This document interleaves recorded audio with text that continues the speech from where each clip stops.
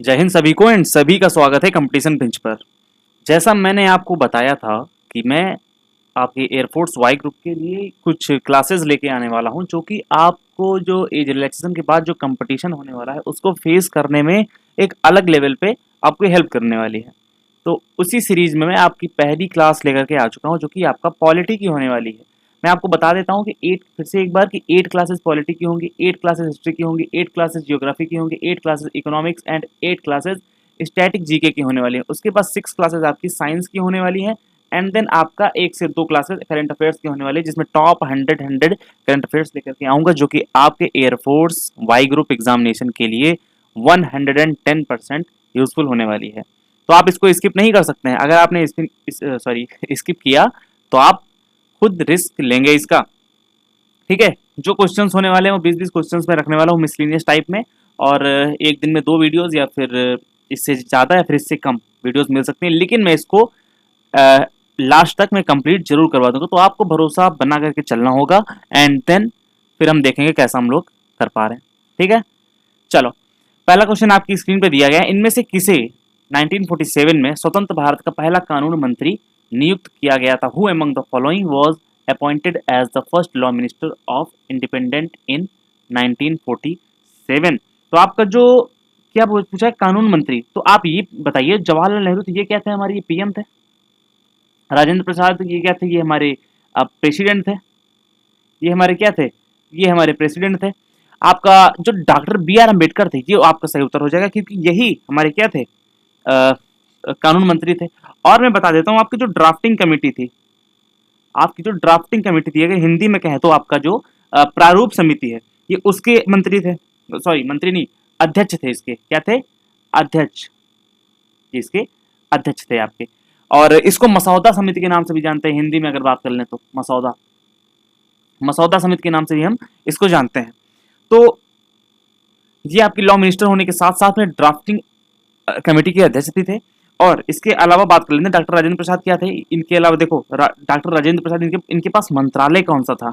इनके पास जो आपका मंत्रालय था वो था आपका food and agriculture. Food and agri agriculture, ये आपका डॉक्टर राजेंद्र प्रसाद जी के पास था। और जो जवाहरलाल नेहरू के पास जी का था वो आपका इनके पास एक था आपका विदेश मंत्रालय।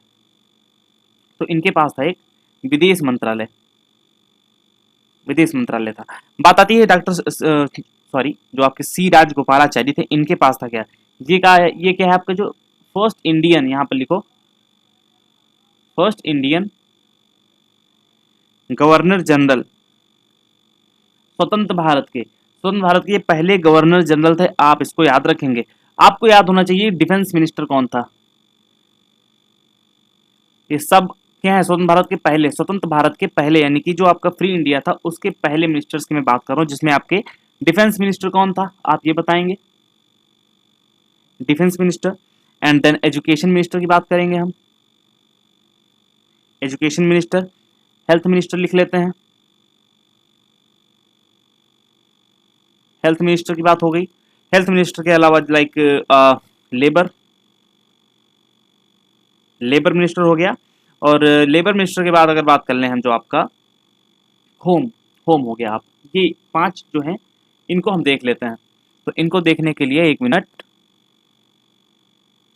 चलो, जो आपके डिफेंस मिनिस्टर थे, ये आपके कौन थे? बलदेव सिंह जी थे। कौन थे? बलदेव सिंह। कैसे याद करेंगे इसको? देखिए, आपको डिफेंस करना है, यानी कि रक्षा करना है, तो आपके पास बल होना चाहिए। बल होने के लिए आप क्या, बलदेव सिंह होने चाहिए, यानी कि बलदेव सिंह हमारे पहले डिफेंस मिनिस्टर थे। एजुकेशन मिनिस्टर कौन थे? तो वो थे मौलाना अबुल कलाम आजाद। तो मौलाना अबुल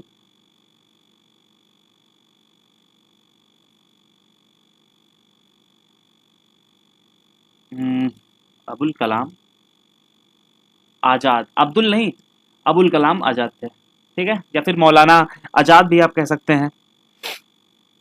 स्वास्थ्य मंत्री की बात करें तो ये थे आपके राजकुमारी अमृता कौर। राजकुमारी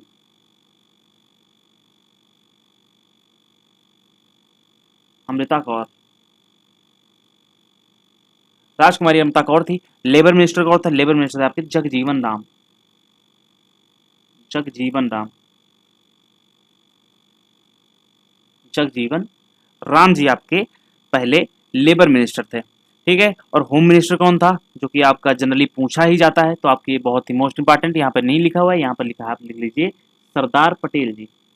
आपके सरदार पटेल जी आपके पहले होम मिनिस्टर थे, इतना आप याद रखेंगे। चलिए अभी पढ़ते हैं नेक्स्ट क्वेश्चन की ओर, जहां पर लिखा हुआ है इनमें से कौन स्वतंत्र भारत के पहले वित्त मंत्री थे, यानी कि आपसे फर्स्ट फाइनेंस मिनिस्टर आपसे पूछा है, तो आप इसका आंसर क्या लगा रहे होंगे, फटाफट कमेंट बॉक्स में बताएंगे। तो इसका जो आपका सही उत्तर हो जाएगा, इसके अलावा बात करते हैं जो आपके, एक मिनट, जैसे रेल मिनिस्टर आपका कौन था, रेल मिनिस्टर आपका कौन था, ठीक है। और आप इसका सही उत्तर क्या होगा, इसका सही उत्तर हो जाएगा आर के षणमुख शेट्टी। बहुत से लोग इनको शेट्टी भी कह देते हैं, तो आपको उसमें कंफ्यूजन क्रिएट नहीं करना है, आपको क्या करना है, जस्ट आंसर को ध्यान में रखना है, ठीक है। क्यों वित्त मंत्री, इनके बारे में अगर कुछ हम जाने तो इन्होंने पहला बजट, इंडिपेंडेंट इंडिया का पहला बजट पेश किया था। पहला बजट कब पेश किया गया था, 26 नवंबर को, 26 नवंबर 1947 में इन्होंने पहला बजट पेश किया था इंडिपेंडेंट इंडिया का। जॉन मथाई साहब क्या थे, यही हमारे रेल मिनिस्टर थे, यही हमारे रेल मंत्री थे, यही हमारे कौन थे, स्वतंत्र भारत के पहले रेल मंत्री थे। जो लियाकत अली खान थे, ये किस पार्टी से थे, ये मुस्लिम लीग से थे, किससे थे, मुस्लिम लीग से थे, और बाद में जो कि जाकर के प्राइम मिनिस्टर के पहले पीएम बने थे, ठीक है। ये प्राइम मिनिस्टर थे कहाँ के, पाकिस्तान के पहले पहले पीएम बने थे।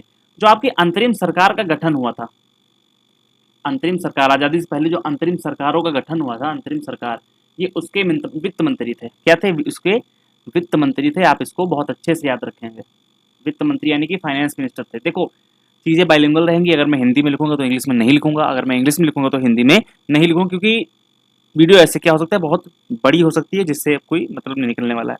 सी डी देशमुख जी क्या थे, ये थे आपके आरबीआई के गवर्नर, ये आपके आरबीआई के गवर्नर थे, आप इसको याद रखेंगे। इसके अलावा बात कर लेते हैं जो आपके सबसे ज्यादा बजट किसने पेश किया था, सर्वाधिक बजट,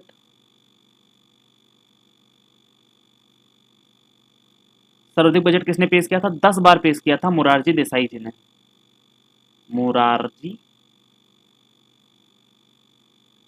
देसाई जी ने, ठीक है। पहला बजट किसने पेश किया, तो मैं आपको बता चुका हूं, एक मिनट, नहीं, पहला बजट तो आपका आर के षणमुख शेट्टी जी ने किया था। और गणतंत्र भारत का पहला बजट किसने पेश किया, आपसे पूछा जा सकता है कि स्वतंत्र भारत का तो आर के षणमुख शेट्टी ने किया था, लेकिन जो जॉन मथाई थे इन्होंने गणतंत्र भारत का पहला किया था, गणतंत्र भारत,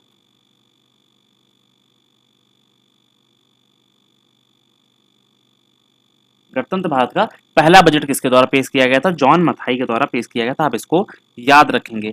अब आप ये बताएंगे जो पहली महिला, पहली पूर्णकालिक, यानी कि पूर्णकालिक का मतलब क्या है, जो आपकी परमानेंट के लिए नहीं है, पूर्णकालिक फाइनेंस मिनिस्टर कौन नहीं है, तो वो आपकी निर्मला ताई हैं। कौन है, निर्मला, अरे यार चलो, निर्मला नहीं, निर्मला, निर्मला सीतारमण जी हैं, ठीक है। तो निर्मला सीतारमण किस पार्टी से हैं, आपका बीजेपी से बिलोंग करती हैं, बीजेपी से बिलोंग करती हैं। बजट की बात चल रही है तो भारतीय संविधान में आपका जो आर्टिकल 112 है, ये किस, इसमें क्या है, इसमें आपका बजट दर्शाया गया है,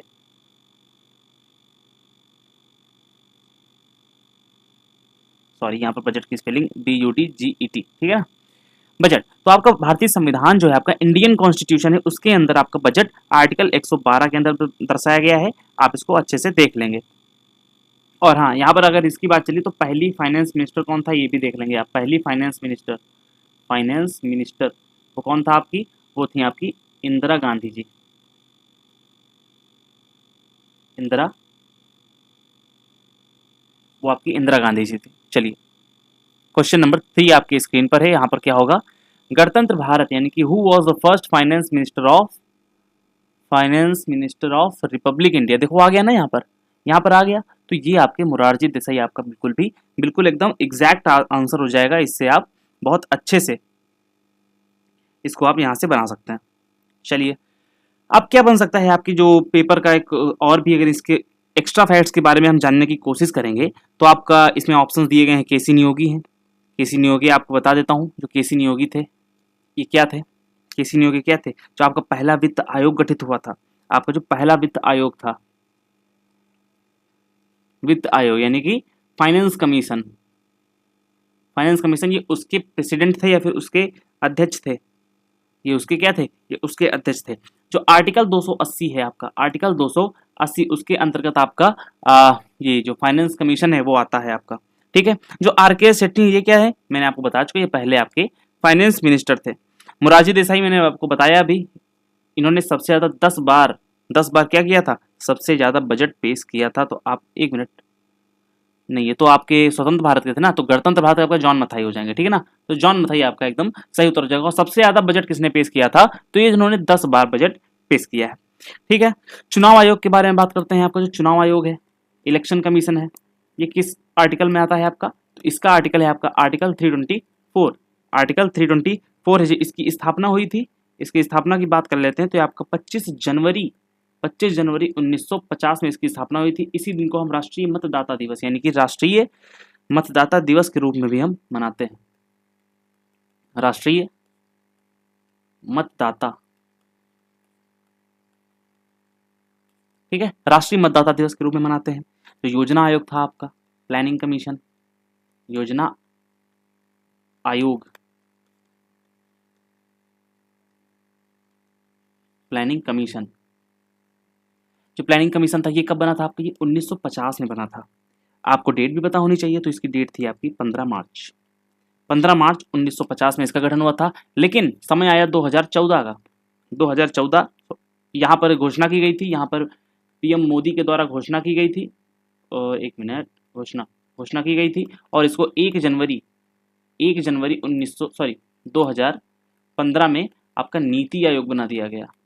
नीति आयोग का फुल फॉर्म क्या है, आप प्लीज इसको कमेंट बॉक्स में बताएं। जो आपका राष्ट्रीय विकास परिषद है, एनडीसी है, आपका एनडीसी है, राष्ट्रीय विकास परिषद, इसकी स्थापना 6 अगस्त को हुई थी, 6 अगस्त को हुई थी 1952 में।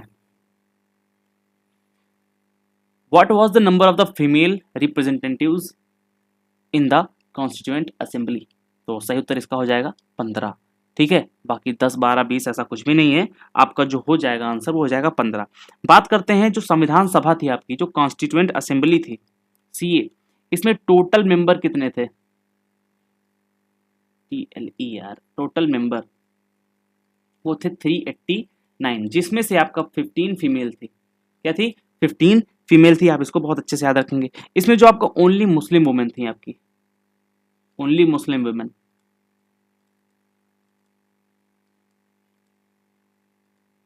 वो थी आपकी बेगम एजाज रसूल, बेगम एजाज रसूल। पहली सीएम इसमें आपकी शामिल थी, भारत की India's first CM, India's first CM, तो इसमें सुचेता कृपलानी जी थी। सुचेता, जो इंपॉर्टेंट उनको बता रहा हूँ, सुचेता कृपलानी, सुचेता कृपलानी आपकी हो गई। ठीक है, बात करते हैं तो आपकी पहली दलित महिला थी वेलायुधन, चलिए इनका पूरा नाम आप बताएंगे। प्रथम दलित महिला,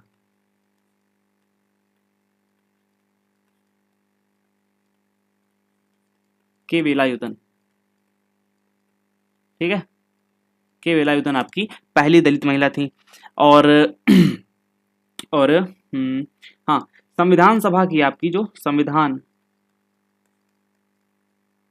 सभा की जो पहली यानी कि फर्स्ट स्पीकर थे, वुमेन स्पीकर, वुमेन्स की बात ही चल रही है तो वही होगी ना, तो स्पीकर, वुमेन स्पीकर वो कौन थी, वो आती है आपकी हंसा मेहता जी, हंसा मेहता, हंसा मेहता। एक लास्ट में और बात कर लेते हैं, जो आपकी यूएन में भारत की रिप्रेजेंटेटिव बनी थी, इनकी जो पहला महिला अध्यक्षिका थी यूएन की पहली वुमेन प्रेसिडेंट, वो कौन था आपका, विजय लक्ष्मी पंडित जी थी, विजय लक्ष्मी,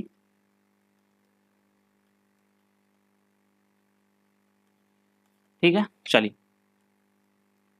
क्वेश्चन दिया है, इनमें कौन संविधान सभा की प्रारूप समिति का सदस्य नहीं था, मतलब ड्राफ्टिंग कमेटी का जो सदस्य वो हमारा नहीं था, तो वो आपका कौन हो जाएगा, तो आपका सही उत्तर हो जाएगा आपका B N Rao. B N Rao आपका नहीं होगा। आपको याद रखना है कि सलाहकार समिति के अध्यक्ष थे जो आपके बी एन राव जी थे, ये कॉन्स्टिट्यूएंट एडवाइजर थे, यानी कि सलाहकार थे, सलाहकार सभा, ये उसके अध्यक्ष थे। ठीक है, तो आपको बी एन राव बहुत अच्छे से याद रखना है। आपको याद होना चाहिए कि जो आपके मुंशी जी हैं और अय्यर जी हैं और जो सादुल्ला जी हैं, ये आपके ड्राफ्टिंग कमेटी के सदस्य थे। तो ये और ये क्या थे, ये तीनों ड्राफ्टिंग कमेटी के सदस्य थे। इसका जो फॉर्मेशन हुआ था, इसका फॉर्मेशन कब हुआ था, इसका ड्राफ्टिंग कमेटी की बात चल रही है यहाँ पर 29 अगस्त को, 29 अगस्त 1947 को हुआ था इसका आपका फॉर्मेशन हुआ था। इसका अध्यक्ष मैं आपको बता चुका हूं, बी आर अम्बेडकर साहब थे, बी आर अम्बेडकर साहब थे, ड्राफ्टिंग कमेटी के आपके अध्यक्ष थे। इनमें टोटल मेंबर्स कितने थे, 7 अध्यक्ष थे, सॉरी 7 अध्यक्ष नहीं थे, 7 टोटल थे, इंक्लूडिंग द प्रेसिडेंट यानी कि बी आर अम्बेडकर साहब और सादुल्ला साहब और के एम मुंशी एंड अल्लादी कृष्ण स्वामी अय्यर जी को मिला करके टोटल 7 मेंबर इसमें हुआ करते थे।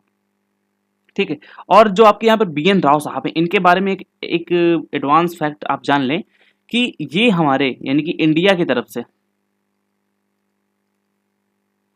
ये हमारे जज बने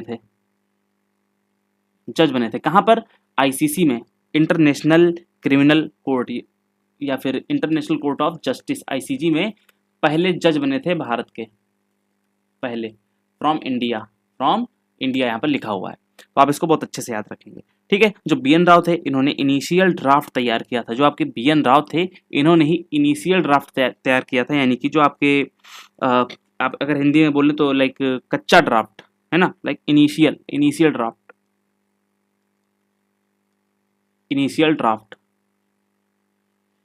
ड्राफ्ट इन्होंने तैयार किया था। भारत की संविधान सभा में ऐतिहासिक उद्देश्य संकलन यानी कि ऑब्जेक्टिव रिजोल्यूशन को इनमें से किसके द्वारा प्रस्तुत किया गया था?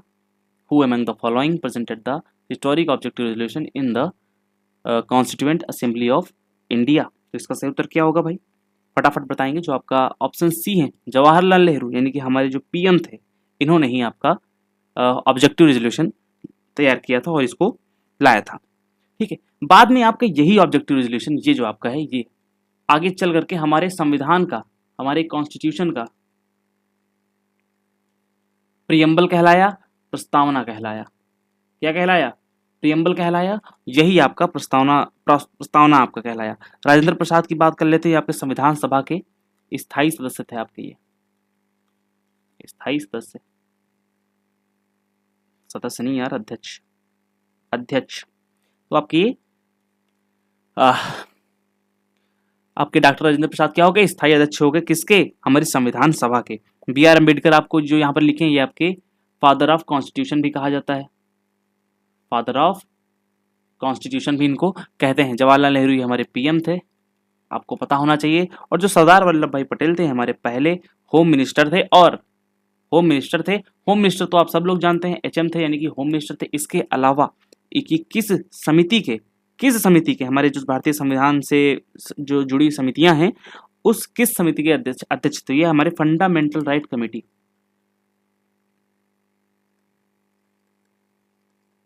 ये उसके अध्यक्ष हमारे थे। ठीक है, अब आप ये बताएंगे जो आपका ये कहाँ पर है ऑब्जेक्टिव रेजोल्यूशन, ये पेश कब किया गया था, यहाँ पर लिख देता हूँ OR यानी कि ऑब्जेक्टिव रेजोल्यूशन। ये पेश कब हुआ था, ये पेश हुआ था आपका 13 दिसंबर को, 13 दिसंबर 1946 को पेश हुआ था। और ये पास कब हुआ था, ये पास हुआ था आपका 22 जनवरी 1947 को ये पास हुआ था। इसमें कॉन्स्टिट्यूएंट मतलब इसमें जो सीए यानी कि अमेंडमेंट कब हुआ था, संशोधन कब हुआ था, कॉन्स्टिट्यूशनल अमेंडमेंट इसमें हुआ था ये आपका 76वां संविधान संशोधन,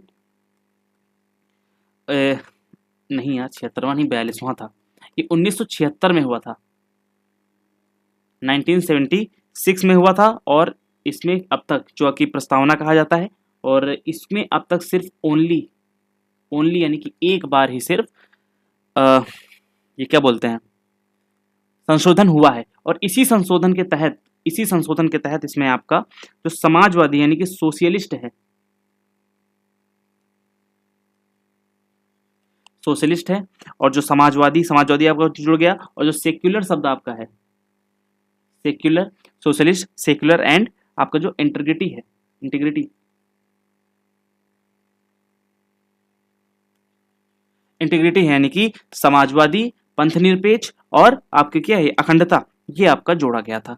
ये विचार कहाँ से लाया गया था, इसका जो प्रस्तावना है, ये जो प्रस्तावना आप मैंने यहाँ पर क्या बताया आपका, जो यही आगे चल करके संविधान सभा की संविधान की प्रस्तावना बन गई थी।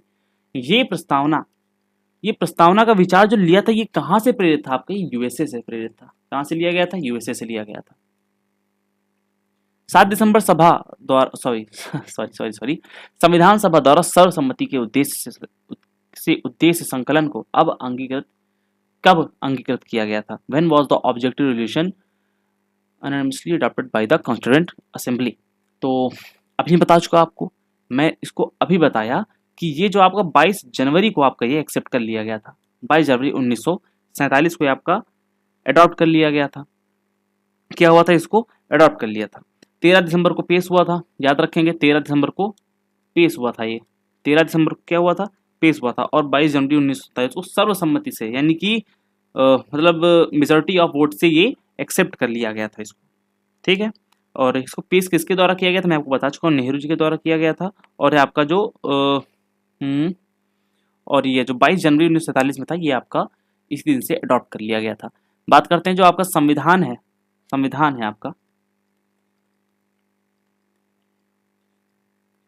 संविधान क्या बोलते हैं यार, कॉन्स्टिट्यूशन आपका जो है, कॉन्स्टिट्यूशन है, थोड़ा इसको बोलने में दिक्कत होता है, जवान लगता है ना मेरा यार, इसलिए। तो कॉन्स्टिट्यूशन जो है आपका, ये आपका 26 नवंबर 1949 को आपका संविधान बनकर के रेडी हो गया था और इसको अडॉप्ट कर लिया गया था। क्या कर लिया गया था, अडॉप्ट कर लिया गया था। बट लागू आपका 26 जनवरी 1950 को हुआ था। 26 जनवरी 1950 को हुआ था, ठीक है। आप इसको याद रखेंगे। राष्ट्रीय ध्वज जो आपका है, फ्लैग है, फ्लैग कब आपका अपनाया गया था, ये नेशनल फ्लैग अडॉप्ट कब किया गया था, ये आपका 22 जुलाई को किया गया था। 22 जुलाई 1947 को। राष्ट्रीय गान आपका कब किया गया था, यानी कि नेशनल एंथम, आपका नेशनल एंथम ही आपका कब अडॉप्ट किया गया था, तो आपके 24 जनवरी 50 में आपका ये अडॉप्ट किया गया था। जो राष्ट्रीय गीत है इसी दिन आपका सॉन्ग, नेशनल सॉन्ग आपका जो है 24 जनवरी को ही अडॉप्ट कर लिया गया था। संविधान कब लागू हुआ था, संविधान 26 जनवरी को लागू हुआ, तो मैं बता चुका हूँ। और जो संविधान दिवस है आपका ये कहाँ गया, इसी दिन आपका संविधान दिवस आपका मनाया जाता है। संविधान दिवस आपका इसी दिन आपका ये मनाया जाता है। चलिए, भारत के संविधान के निर्माण में कितना समय लगा था, क्या 3 साल लगा था, तो बिल्कुल आप इसको कट कर देंगे तो 2 साल 11 महीने 18 दिन लगा था। तो जी हाँ, आप इसको एकदम सही लगा रहे होंगे कि हमारे संविधान को बनने में 2 वर्ष 11 माह यानी कि 2 years 11 months एंड 18 days का समय टोटल लगा था, ठीक है। चलो बात करते हैं कि हमारे संविधान सभा की पहली बैठक कब हुई थी। तो आप याद रखेंगे हमारी जो संविधान सभा थी,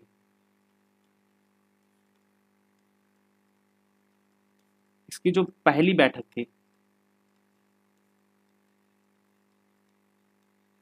थी, कब हुई थी, 9 दिसंबर को हुई थी। कब हुई थी, 9 दिसंबर 1946 को हुई थी। इसी दिन से आपका भारतीय संविधान बनना शुरू हो गया था। और आपका कब बन के रेडी हो गया था, तो ये आपका 26 नवंबर, मैं आपको बता चुका कब लागू किया गया, अडॉप्ट किया गया, तो 26 नवंबर 1949, यानी कि इन 3 सालों में आपका जो संविधान था वो लगभग तैयार किया गया था, ठीक है। चलो बात करते हैं हमारे जो संविधान में टोटल अधिवेशन कितने हुए थे, टोटल कितने सेशंस थे हमारे संविधान के, टोटल सेशंस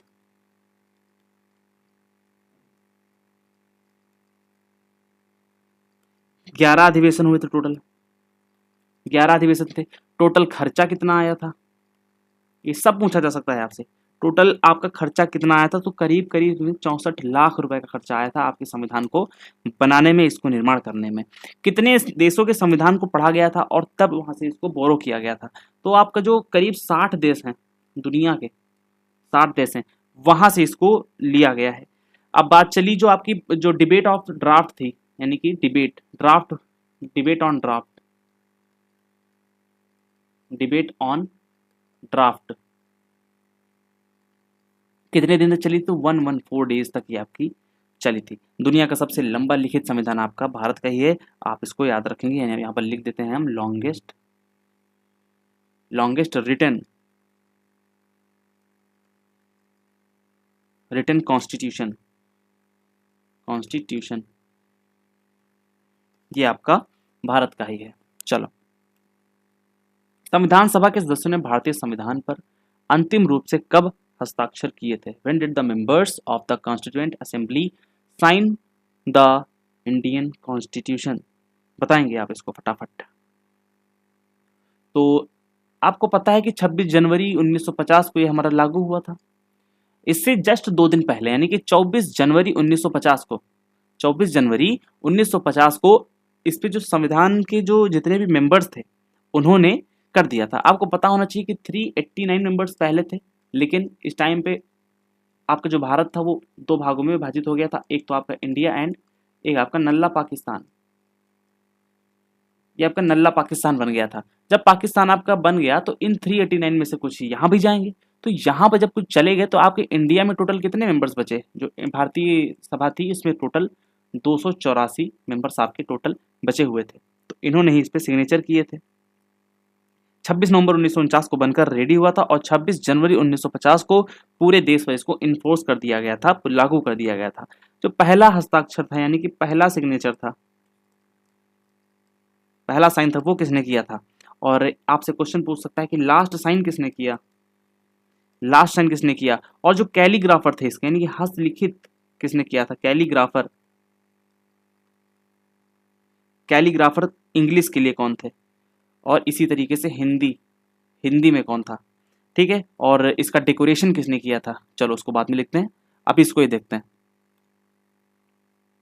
हाँ, जो पहला साइन था वो हमारे पीएम जवाहरलाल नेहरू ने किया था, यानी कि पीटी नेहरू जी ने किया था, पीटी नेहरू जी ने किया था। जो लास्ट सिग्नेचर था वो कौन था? वो डॉक्टर राजेंद्र प्रसाद जी ने किया था,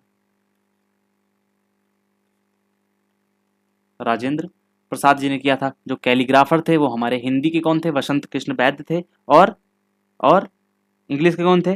बहुत फेमस नाम, प्रेम नारायण, प्रेम, एक मिनट, इनका नाम क्या था? प्रेम बिहारी, हाँ, प्रेम बिहारी, प्रेम बिहारी नारायण रायजादा, नारायण रायजादा। और वसंत कृष्ण वैद्य,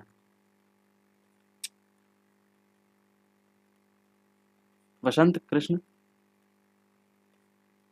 वैद्य, ये जो थे हमारे, ये क्या थे? इन्होंने हिंदी में उसको लिखा था। अब बात करते हैं कि उसको सजावट किसने किया था? तो नंदू बोस के नाम से हम जानते हैं, बोस मतलब नंदलाल बोस उनको जनरली कहते हैं। सजावट नंदलाल बोस,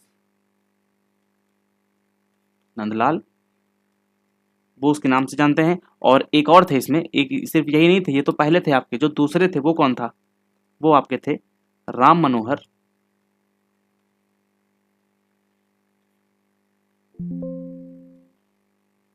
राम मनोहर सिन्हा, जो कि शांति निकेतन के आपके कलाकार थे, इन्होंने इसको सजाया था। 10वां नंबर क्वेश्चन आपकी स्क्रीन पर है, आप इसको देखेंगे। 26 नवंबर 1949 को अंगीकृत भारतीय संविधान में एक प्रस्तावना 395 अनुच्छेद में कितनी अनुसूचियां थी? 6। तो यहाँ पर कहने का मतलब है the Indian constitution adopted on November 26 1949 contained a preamble 395 articles and how many schedules. कहने का मतलब है भारतीय जब आपका अडॉप्ट किया गया था, जब अंगीकृत किया गया था, उसमें आपके 395 अनुच्छेद थे और आपका जो कि प्रीएम्बल आपके उसमें था, और इसमें टोटल आपकी कितने अनुसूचियां थी तो आपको बता देते हैं। तो इसमें 8 अनुसूचियां वर्तमान में थी, वर्तमान में यानी कि जब आपका ये लागू किया गया था, आपको जब ये लागू किया गया था इसमें 8 अनुसूचियां थी, लेकिन समय बदला और इसमें चार शेड्यूल इसमें और जोड़ दिए गए, जिसके साथ वर्तमान में कितने हैं? वर्तमान में यानी कि करंट में कितने हैं? आपके वर्तमान में 12 हैं। वर्तमान में आपके 12 अनुसूचियां हैं जो कि वर्तमान में कार्यरत हैं। कौन कौन सी जोड़ी गई थी? जो प्रथम कॉन्स्टिट्यूशनल अमेंडमेंट हुआ आपका नवी अनुसूची कब जोड़ी गई? पहले संविधान संशोधन के द्वारा, कॉन्स्टिट्यूशनल अमेंडमेंट 1951 के द्वारा इसमें जोड़ा गया था, जो कि लैंड रिफॉर्म्स था। ठीक है, प्रथम संशोधन हुआ था ये। और 10वीं अनुसूची में क्या जोड़ा गया, 10th में क्या जोड़ा गया, 11th में क्या जोड़ा गया, एंड 12th में आपका क्या जोड़ा गया था। भाग आपके तब कितने थे, भाग पार्ट कितने थे, पार्ट 22 थे देन, एंड नाउ कितने हैं, नाउ कितने हैं, अभी 25 हो चुके हैं। जो आपका 10वां है, 10वें में क्या है, तो ये आपका 52वां संविधान संशोधन था। कब हुआ था, 1985 में हुआ था। इसमें आपका एंटी डिफेक्शन बताया गया है, एंटी डिफेक्शन। एंटी डिफेक्शन का मतलब है दल बदल विरोधी कानून। मतलब कोई भी नेता या कोई भी सांसद या विधायक एक पार्टी बदल करके दूसरी पार्टी में अगर गया तो उसकी मान्यता संसद या फिर लोक सभा या फिर राज्यसभा या फिर आप किसी राज्य स्तर पर आ रहे तो वहां से तुरंत प्रभाव से निरस्त कर दिया जाएगा। आप इसको याद रखेंगे। 11वां संविधान संशोधन जो कि मतलब 11वीं अनुसूची जो कि 73वें संविधान संशोधन 1992 के द्वारा जोड़ी गई थी, 1992 में द्वारा जोड़ी गई थी, जो कि पंचायती राज है आपका, पंचायती राज है। इसमें कितने विषय हैं आपके, टोटल 29 विषय हैं। और जो 12वीं है इसमें आपकी ये नगर पालिका है, नगर पालिका है, जो कि 18 विषय के साथ आपका 12वें नंबर पर आती है, 18 विषय के साथ में आपका यहाँ पर आती है। और ये आपका 73वां था। जस्ट इसके बाद वाला जो 74वां संविधान संशोधन था 1992 का ही, ये भी आपका नगर पालिका से संबंधित है। चलिए आगे बढ़ते हैं। इनमें से कौन भारत की संविधान सभा के मौलिक अधिकारों की उप समिति के अध्यक्ष थे। चलो, तो आपके जो मौलिक अधिकार थे उनकी जो उप समिति के अध्यक्ष थे वो कौन था, तो इसका सही उत्तर तो जेबी कृपलानी हो जाएगा। लेकिन बात आती है, तो ये उप समिति थी, जो मुख्य समिति थी उसका अध्यक्ष कौन था, तो उसके अध्यक्ष आपके सरदार पटेल थे। मुख्य जो आपकी मुख्य समिति थी, मुख्य समिति के अध्यक्ष आपके सरदार पटेल थे। कौन थे, सरदार पटेल थे। अभी बात आती है कि सरदार पटेल अन्य किस किस के सदस्य थे, तो इन्होंने आपके प्रांतीय संविधान, प्रांतीय संविधान, संविधान समिति, इसके अध्यक्ष थे आपके। और मैंने बता दिया जिसकी मुख्य समिति थी यानी कि मौलिक अधिकार समिति के अध्यक्ष जो मेन वाले थे वो भी आपके सरदार पटेल थे। जो एच.सी. मुखर्जी थे आपके, एच.सी. मुखर्जी ये क्या थे, ये अल्पसंख्यक उप समिति के थे, यानी कि माइनॉरिटी, माइनॉरिटी। और जो अल्पसंख्यक होते हैं उनको हम क्या कहते हैं, माइनॉरिटी कहते हैं, एंड उपको कहते हैं सब कमेटी, सब कमेटी। और आपका जेबी कृपलानी हो गया। आपका जो जीबी मावलंकर थे ये आपके लोकसभा के, जो लोकसभा है आपकी उसके पहले स्पीकर थे।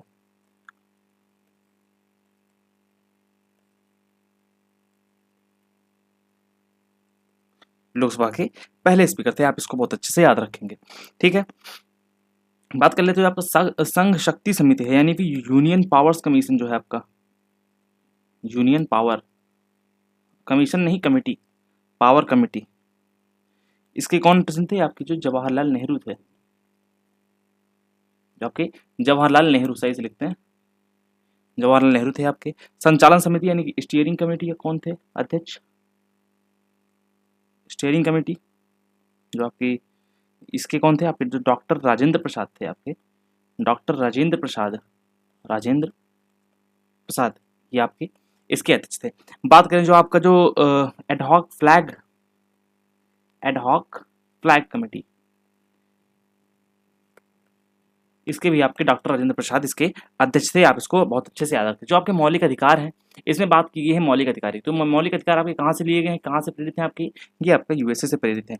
जो आपका पार्ट 3 है, आपका पार्ट 3 है, इसमें आपको मौलिक अधिकार आपके बताए गए हैं किस आर्टिकल से किस आर्टिकल, तो आपके आर्टिकल 12 से लेकर के 35 तक। पार्ट 4 में क्या है आपका, जो पार्ट 4 है इसमें आपका directive principle of state policy आपका बताया गया है, जो कि आर्टिकल 36 to 51 तक आपका आता है। ठीक है, क्वेश्चन नंबर 12 आपकी स्क्रीन पर दिया गया है। भारत की संविधान सभा की हाउस कमेटी के अध्यक्ष कौन थे, जो आपकी हाउस कमेटी, आप इसमें नोटिस कर रहे होंगे कि कुछ समिति और इनसे ज्यादा क्वेश्चन आ रहे हैं, तो बिल्कुल भी चिंता मत करो। 8 वीडियोस के बाद में आपको पता चलेगा कि किस तरीके से हमने इसको टोटली कवर किया है। तो ठीक है, आपका इसका जो आंसर हो जाएगा वो हो जाएगा बी पट्टाभी सीता रमैया आपका एकदम सही उत्तर हो जाएगा। ठीक है।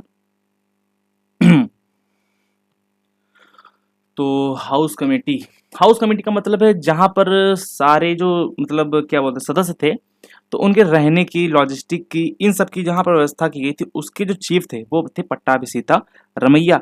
जो आपके के एम मुंशी थे, आपके कार्य संचालन समिति के थे, यानी कि ऑर्डर ऑफ बिजनेस कमेटी। कहाँ पर है के एम मुंशी?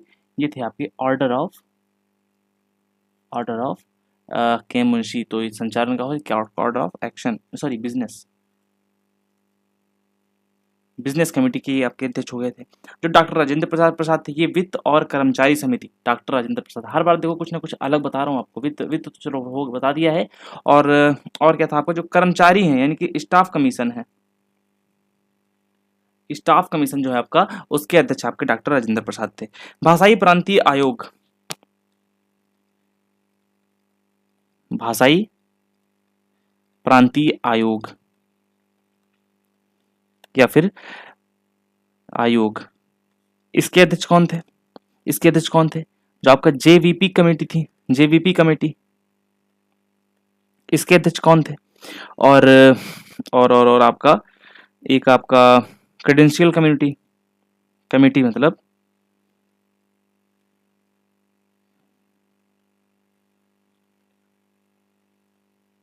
इसके अध्यक्ष कौन थे? चलो पहले इतना समझते हैं, एंड देन उसके बाद जो होगा वो समझने वाला समझ लिया जाएगा। तो आपको मैंने के एम मुंशी बता दिया, डॉक्टर राजेंद्र प्रसाद बता दिया। जो भाषाई प्रांतीय आयोग था, यानी कि लिंग्विस्टिक प्रोविजंस कमेटी, इसका अध्यक्ष कौन था? तो इसके धर कमेटी थी, इसके धर इसके अध्यक्ष थे। और ये इसको इसके धर समिति के नाम से भी जाना जाता है, इसके धर समिति के नाम से भी जाना जाता है। जो जेवीपी है, जेवी में J for Jawaharlal, V for Vallabhbhai और P for Pattabhi Sitaramayya. तो आपका जेवीपी कमेटी में कितने लोग थे? 3 लोग थे। और इसका जो किस लिए बनाया गया था? राज्यों के पुनर्गठन के लिए बनाया गया था। कब बनाया गया था? 1948 में बनाया गया था। जो आपका एक सॉरी, तो जो आपका क्रेडेंशियल कमेटी, जो आपकी कमेटी थी, इसके कौन थे? तो आपके अल्लादी कृष्ण स्वामी अय्यर। अय्यर कैसे लिखा जाएगा? ए भाई भाई यार, अय्यर। तो अल्लादी कृष्ण स्वामी जो अय्यर थे, ये आपके क्रेडेंशियल कमेटी के अध्यक्ष थे। बात करते हैं जो आपका त्रिपुरी संकट हुआ था, त्रिपुरी संकट, त्रिपुरी संकट यहां पर लिखेंगे।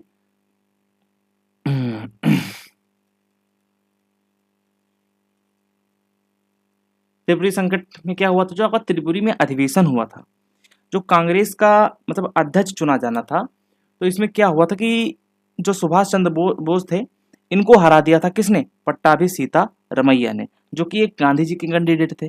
पट्टाभी सीता रमैया किसके कैंडिडेट थे? तो इनको गांधी जी का समर्थन प्राप्त था और इन्होंने सुभाष चंद्र बोस जी को हराया था। इसी वजह से क्या हुआ था? सुभाष चंद्र बोस जी ने इस्तीफा दे दिया था। इसी वजह से यहाँ इसको त्रिपुरी संकट के नाम से जाना जाता है, जिसको 1939 में ये आपका हुआ था। ठीक है। जो संविधान सभा की मुहर थी वो कैसी थी? उसमें हाथी आपका बना हुआ था, हाथी मुहर पर, संविधान सभा की मुहर पर आपका हाथी बना हुआ था। इनमें से कौन सी भारतीय संविधान की संघीय विशेषता नहीं है? तो संघीय विशेषता यानी कि लिखित संविधान है, बिल्कुल है। स्वतंत्र न्यायपालिका, बिल्कुल ये भी सही है आपका। और जो दोहरी सरकार है, डुअल गवर्नमेंट, बिल्कुल ये भी सही है। तो इसका सही उत्तर हो जाएगा आपका, हो जाएगा अखिल भारतीय सेवाएं। तो यहाँ पर क्या बोला है? संघीय व्यवस्था मतलब विशेषता नहीं है।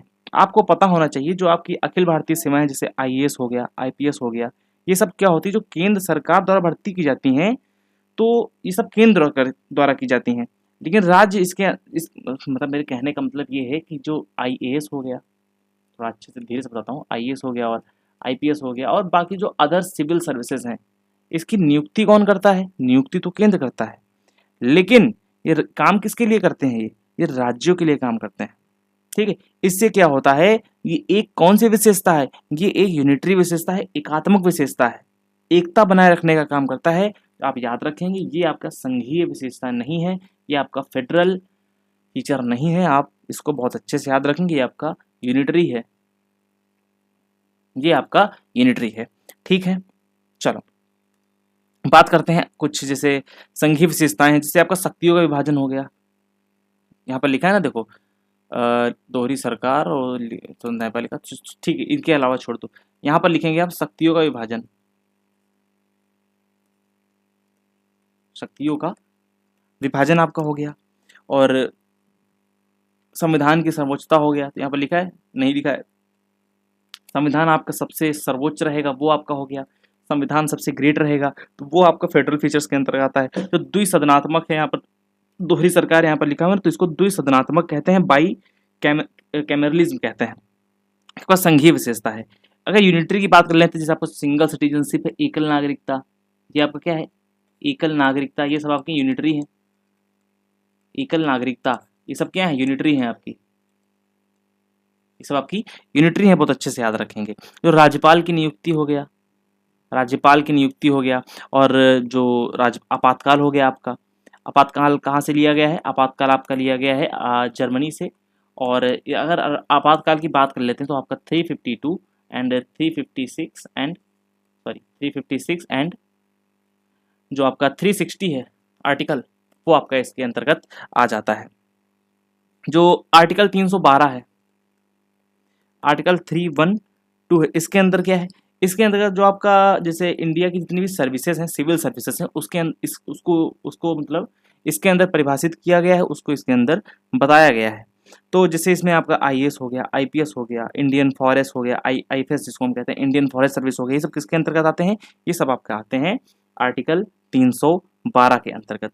आप ये बताएंगे भारत को अर्ध संघीय विशेषता किसने कहा था, तब भारत क्या है, उसको अर्ध संघीय विशेषता किसने बताया था, क्वाज़ी फेडरल जो बताया था वो किसने बताया था, तो केसी व्हीयर ने बताया था। किसने बताया था, तो केसी व्हीयर ने बताया था। बहुत अच्छे से आप इसको याद रखेंगे।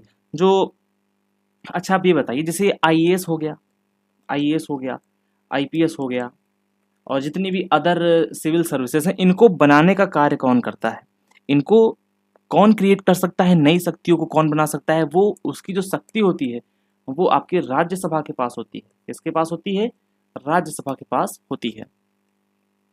भारतीय संविधान के किस अनुच्छेद में कहा गया है, भारत अर्थात इंडिया, यानी कि इंडिया दैट इज भारत राज्यों का संघ होगा, तो union of shall be union of states आपका सबसे पहले आर्टिकल 1 में कहा गया है।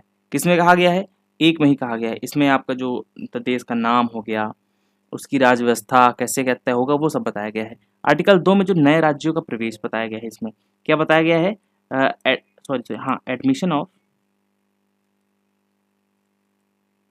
Admission of new states, new states आपका बताया गया है। जैसे आपका जो जैसे सिक्किम आपका ऐड हुआ है, सिक्किम क्या है, इसी के तहत आपका ऐड हुआ है, सिक्किम आपका ऐड हुआ है, वो आपका आर्टिकल 2 के यूज से ही आपका ऐड हुआ है। जो आपका इसमें क्या है, इसमें चेंज ऑफ नेम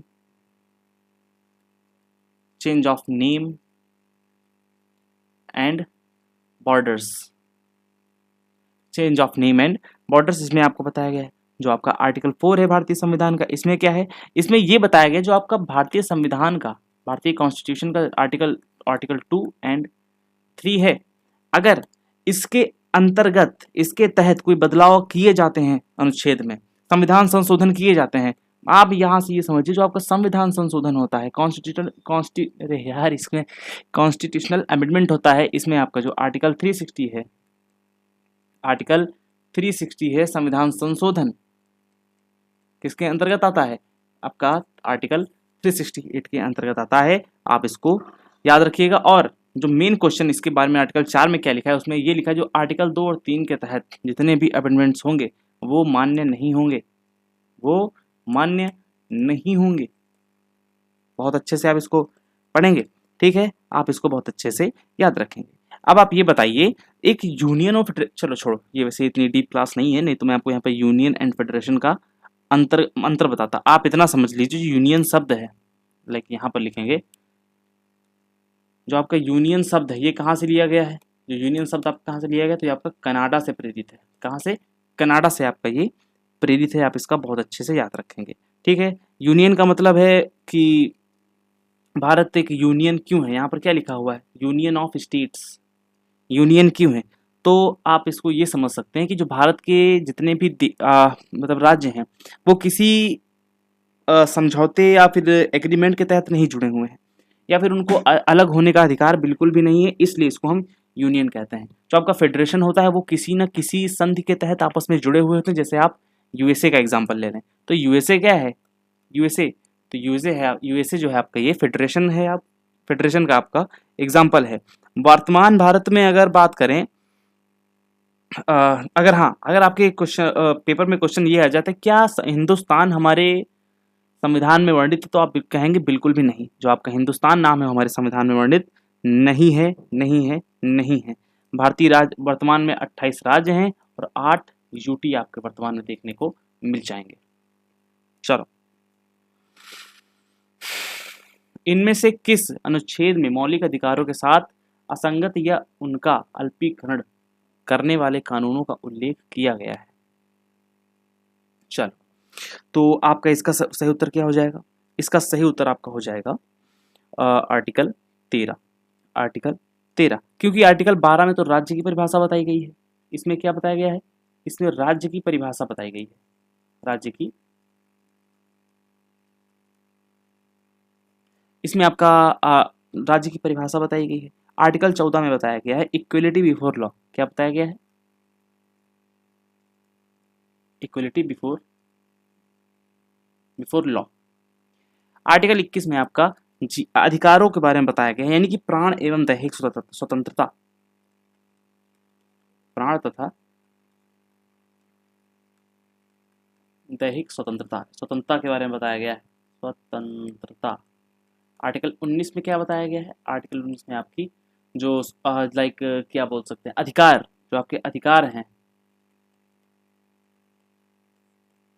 नहीं, प्राण एवं दैहिक स्वतंत्रता है तो अधिकार आप ओवरऑल कह सकते हैं आपका ये 21 में है, लाइक जीने का अधिकार, सोने का अधिकार, तो ये सब हो गया। जो इसमें है आपकी स्वतंत्रताएं, अधिकार या स्वतंत्रता आप कह सकते हैं, ठीक है। प्राण एवं दैहिक स्वतंत्रता अगर आया तो आप आर्टिकल 21 लगाएंगे। अगर आपका आर्टिकल 19 आ जाता है तो आप उसमें उसी हिसाब से आपका चेंज करके दिया गया होगा, आप वहाँ पर बहुत अच्छे से उसको लगा लेंगे। तो ठीक है, चलो, मैंने आपको बताया, इससे पहले बताया कि भाग 3 के अंतर्गत आते हैं। आर्टिकल 12 से लेकर के 35 तक आते हैं। 12 से लेकर के, क्या लिख रहा हूँ यार, 12 से लेकर के 35 तक आते हैं। इनको ही भारत का मैग्ना कार्टा ही कहा जाता है। भारत का मैग्ना कार्टा भी कहा जाता है। क्या कहा जाता है? भारत का मैग्ना कार्टा भी कहा जाता है। अगर आप ये बताएं कि जो हमारे मौलिक अधिकार होते हैं ये किस प्रकृति के होते हैं, इनका नेचर क्या होता है, ये आपके जस्टिसेबल होते हैं, यानी कि न्यायोचित होते हैं। क्या होते हैं? न्यायोचित होते हैं। न्यायोचित होते हैं। आप इनके हनन पर सीधा कोर्ट जा सकते हैं, सीधा सुप्रीम कोर्ट या फिर सीधा हाई कोर्ट आप इसमें जा सकते हैं। बात करते हैं आपका जो आपातकाल के समय ऐसे कौन से आर्टिकल्स हैं, आपातकाल के समय ऐसे कौन से आर्टिकल्स हैं जो आपका बिल्कुल भी निलंबित नहीं किए जाएंगे, वो आपका 20 तथा 21 हैं। 20 और 21 है, चाहे जितना बड़ा आपका आपातकाल लग जाए वो आपका 20 और 21 को हनन नहीं कर सकते हैं। अब ऐसे कितने आर्टिकल्स हैं जो कि सिर्फ भारतीयों के लिए हैं? Only for Indians, only for Indians, तो आपका आर्टिकल 15 हो गया, आर्टिकल 16 हो गया, 19 हो गया, और एक तो 29 हो गया, एंड आपका 30 हो गया। कितने हैं आपके? ये सिर्फ और सिर्फ भारतीयों के लिए हैं। फिर बात करते हैं एक बहुत महत्वपूर्ण क्वेश्चन की। महत्वपूर्ण क्वेश्चन क्या है आपका? Right to property, RP. Right to property क्या है आपका? यानी कि जो संपत्ति का अधिकार है। पहले आपका आर्टिकल 31 में हुआ करता था। किस में हुआ करता था? राइट टू प्रॉपर्टी आपका पहले आर्टिकल 31 में हुआ करता था, लेकिन समय आया 1978 का, इसमें आपका 44वां संविधान संशोधन हुआ और इसके तहत इसको आर्टिकल 301 में करके, आर्टिकल 300 ए में करके एक कानूनी अधिकार बना दिया गया। कानूनी अधिकार इसको बना दिया गया, ठीक है। चलो, क्वेश्चन नंबर 16, भारत के संविधान का निम्नलिखित में से कौन सा अनुच्छेद समानता के अधिकार को दिखाता है? स्वतंत्रता, आजादी और समानता। हाँ, तो वहां पर मैं आपको बता रहा था समानता बताता है।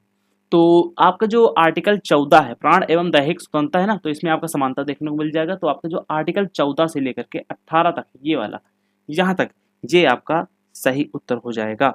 अब आप ये बताएंगे भारत के संविधान में कितने प्रकार के मौलिक अधिकारों को बताया गया है? तो आपके कितने प्रकार के मौलिक अधिकार हैं? मौलिक अधिकारों के जो प्रकार हैं, वो कितने हैं, वो 6 प्रकार के टोटल बताए गए हैं। किस में बताया गया है आपका ये, जैसे मौलिक अधिकार, जिस इसको क्या कहते हैं, इसको कहते हैं समानता। समानता का अधिकार आपका पहला है, समानता का अधिकार आपका ये पहला आ जाता है। इसी तरीके से बाकी भी 6 हैं, जो कि आर्टिकल 14 से लेकर के आर्टिकल 14 से लेकर के आर्टिकल 18 तक इनका वर्णन दिया गया है। 14 से 18 आपको पता होना चाहिए। जो आर्टिकल 19 से 22 तक है, यानी कि सेकंड ऑप्शन, ये क्या है, इसमें आपका राइट टू फ्रीडम है। क्या लिख रहा हूं भाई, राइट टू फ्रीडम है।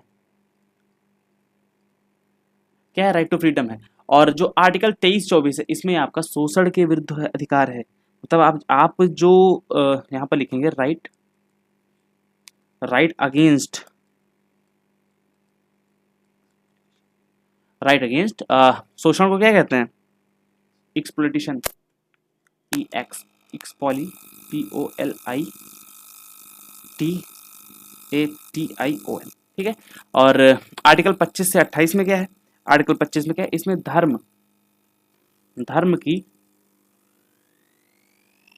स्वतंत्रता, धर्म की स्वतंत्रता आपको आर्टिकल 25 से 28 में देखने को मिल जाएगा। आर्टिकल 14 में क्या है, कानून के समझ समानता है। चलो अब इसको समझ लेते हैं। आप आइए, अगर इसका क्वेश्चन आया तो इसके बारे में पूरी डिटेल जानकारी ले लेते हैं। आर्टिकल 14 में क्या है मैं आपको बता चुका हूँ, फिर भी लिख लेते हैं।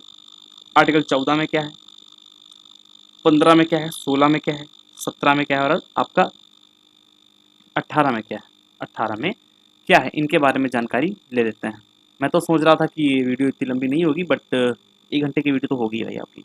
अगर कुछ इन्फॉर्मेशन मैं कम कर दूँ तो आपकी नहीं होंगी, नहीं तो 1 घंटे की वीडियोस होंगी।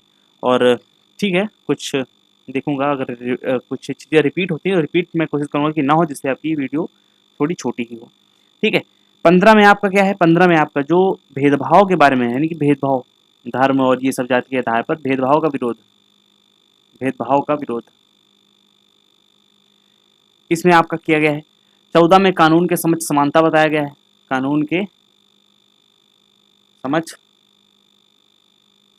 समानता आपका 14 में बताया गया है। आर्टिकल 16 में क्या बताया गया, इसमें आपका लोक नियोजन यानी कि अवसर की समानता, लोक नियोजन, लोक नियोजन की स्वतंत्रता इसमें आपको बताया गया है। आर्टिकल 17 में आपका यानी कि 17, हाँ, यानी कि छुआछूत, यानी कि अनटचेबिलिटी जो आपका बताया गया, वो आपका आर्टिकल 17 में बताया गया, यानी कि अस्पृश्यता, अस्पृश्यता आपका आर्टिकल 17 में है। और 18 में क्या है आपका, इसमें जो आपका जो टाइटल्स मिलते हैं उसको एबॉलिश, उसके एबॉलिशमेंट के बारे में बताया गया, यानी कि abolishment of, abolition, abolition, ION of titles, ठीक है, जो आपका आर्टिकल 18 है। जैसे सेना तथा शिक्षा को छोड़ करके, सेना तथा शिक्षा को छोड़ करके और डॉक्टर वगैरह को छोड़ करके, डॉक्टर किसमें, शिक्षा के अंतर्गत आ जाता है, तो इसके अंतर्गत छोड़ करके बाकी आपका ये हो जाएगा। और जो भारत रत्न वगैरह है, ये सब क्या है, इसमें आपका वाद हुआ था, तो वाद यहाँ पर नहीं बताऊंगा। तो उसमें क्या हुआ था कि उसमें सुप्रीम कोर्ट ने कहा था ये कोई उपाधियां नहीं है, ये एक अलंकरण है, ठीक है, ये आपका एक टाइप का अलंकरण है। भारतीय संविधान का कौन सा अनुच्छेद कानून के समझ समानता को निर्दिष्ट करता है, आर्टिकल 14 में आपको बता चुका, 15, 16, 17 सभी में आपको बता चुका हूँ। क्या है, मैं आपको 16 मतलब ये सब है आपको मैं बता चुका हूँ, ठीक है। चलो, तो एक आर्टिकल आता है आपके उसमें, क्या बताऊँ इसमें, तो इसमें सब तो बता चुका हूँ, इसमें आपको क्या बता सकता हूँ मैं ये बता सकता हूँ, जो इक्वलिटी बिफोर लॉ है, इक्वलिटी बिफोर लॉ है, ये कहाँ से लिया गया है, ये कहाँ से ग्रैब किया गया है, ये आपका यूके से लिया गया है। कहाँ से लिया गया है, ये आपका यूके से लिया गया है। जो आपका इक्वल प्रोटेक्शन ऑफ लॉज है, इक्वल प्रोटेक्शन ऑफ लॉज,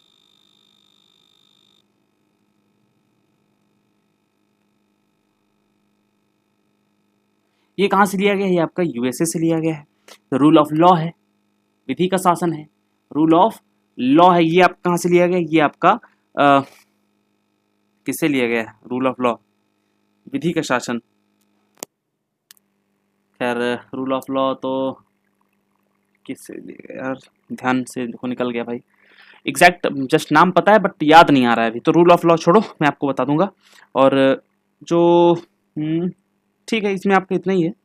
चलो, रूल ऑफ लॉ यार बताना अगर आपको याद है तो। भारतीय संविधान का अनुच्छेद 22 इनमें से किससे संबंधित है? अनुच्छेद 22 किससे संबंधित है? तो उपाधियों का अंत बिल्कुल भी नहीं होगा, शिक्षा का अधिकार बिल्कुल भी नहीं होगा, क्योंकि शिक्षा के लिए जो है आपका वो आर्टिकल 21A है। क्या है? 21A। इसमें आपका 6 से लेकर के 14 साल के बच्चों की शिक्षा को बारे में बताया गया है, आप इसको बहुत अच्छे से समझ सकते हैं। तो आपका निवारक नज़रबंदी यानी कि प्रिवेंटिव डिटेंशन आपका इसमें बिल्कुल भी नहीं होगा। क्या हो जाएगा इसका सही उत्तर? तो प्रिवेंटिव डिटेंशन आपका बिल्कुल भी हो सकता है कि नहीं हो सकता है? क्या से संबंधित है? जीवन का अधिकार इसमें नहीं होगा।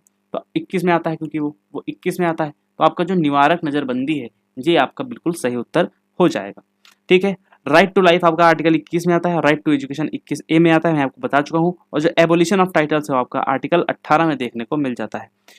अगर आप ये बताएंगे जो आपका निवारक नज़रबंदी है यानी कि प्रिवेंटिव डिटेंशन है, इसमें आपको गिरफ्तारी का कारण बताना होगा, ग्राउंड्स ऑफ अरेस्ट आपको बताना ही होगा। ग्राउंड्स ऑफ अरेस्ट इसमें पुलिस वालों को बताना होगा। और जो 24 घंटे का समय निर्धारित किया जाता है, इसमें क्या होता है, 24 घंटे के में ही आपको अपराधी को कोर्ट के सामने पेश करना होगा। लेकिन उसमें यातायात यानी कि आने जाने का जो समय होता है वह बिल्कुल भी नहीं होगा। ठीक है, वो आपका बिल्कुल भी नहीं होगा।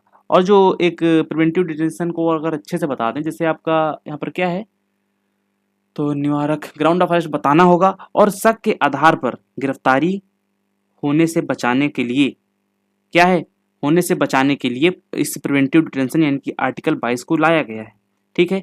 और इसमें होता क्या है, व्यक्ति को अधिकतम 3 महीने तक मजिस्ट्रेट के पास रखा जा सकता है, जेल में रखा जा सकता है, इससे ज्यादा नहीं। अगर आपने शक के आधार पर उसको गिरफ्तार किया है तो आप 3 महीने से ज्यादा उसको नहीं रख सकते हैं। लेकिन लेकिन लेकिन जब आपका 2023 में बीएनएस लागू हुआ, क्या लागू हुआ? बीएनएस लागू हुआ, इसको तब 3 महीने से करके 2 महीने कर दिया गया, क्योंकि आप उसको शक के आधार पर गिरफ्तार कर रहे हैं, कोई आपके पास ठोस सबूत नहीं है।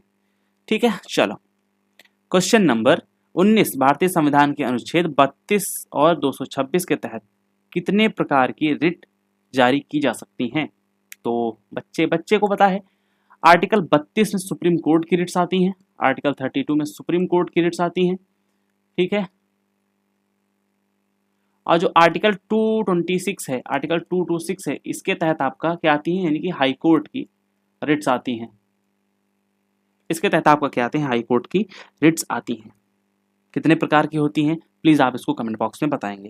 ठीक है, प्रोहिबिशन हो गया और क्यू वारंटो हो गया, मैंडेमस हो गया, प्रोहिबिशन हो गया, इनके अलावा जो 1-2 नाम हैं प्लीज़ आप उनको बताएंगे हमारे कमेंट बॉक्स में, आप इसको अच्छे से बताएंगे।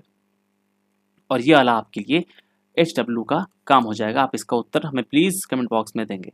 बाकी इसके अलावा कुछ जैसे अगर क्या बोलते हैं उनको, एडिशनल फैक्ट्स आप अगर दे सकते हैं तो आप उसको देंगे, नहीं तो आपको कोई दिक्कत नहीं है। मेहनत करते रहो जवानों, वर्दी आपका इंतजार कर रही है। जय हिंद। और हाँ, इसके नोट्स के लिए, नोट्स तो अब क्या ही देना है इसमें, आप इसी में क्लास PDF में आपको टेलीग्राम पर प्रोवाइड करा दूंगा, वहाँ से इसको बहुत अच्छे से पढ़ेंगे और वहाँ से इसको 1-2 बार रिवीजन कर लेंगे, बहुत अच्छे से आपकी चीज़ें क्लियर हो जाएंगी। मिलते हैं आपको अगली वीडियो में, तब तक के लिए जय हिंद एंड जय भारत। और हाँ, सब्सक्राइब जरूर करना यार।